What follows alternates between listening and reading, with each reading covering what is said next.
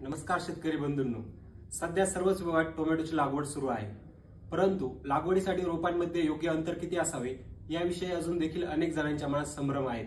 लागवडीमधील रोपांचा अंतरांचा संबंध हा थेट रोग व किडींशी येत असतो.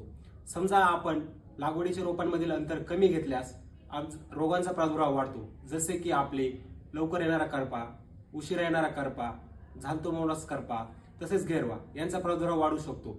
तसेच किडींमध्ये नाग अळीचा प्रादुर्भाव देखील वाढू शकतो. या उलट आपण योग्य अंतर ठेवून लागवड केल्यास हवा खेळती राहून या रोगांचा व किडींचा प्रादुर्भाव कमी आपल्याला बघायला मिळत असतो. आपण टोमॅटोच्या 3 प्रकारच्या व्हरायटी लागवड करतो असतो. पहिल्या म्हणजे उभट वाढणाऱ्या व उंच वाढणाऱ्या, म्हणजेच आपल्या इनडिटर्मिनेट व्हरायटी.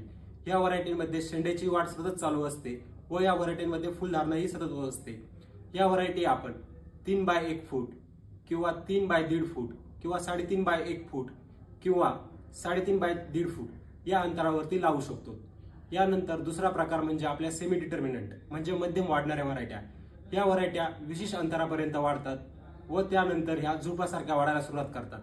या व्हरायट्यांसाठी आपण 3.5 बाय 1.5 फूट किंवा 4 बाय 1.5 फूट किंवा 3 बाय 1.5 फूट या प्रमाणात हे अंतर घेऊन आपण लागवड करू शकतात. यानंतर तिसरा प्रकार म्हणजे आपल्या झुडपासारख्या वाढणाऱ्या व्हरायट्या म्हणजेच डिटर्मिनेट व्हरायट्या.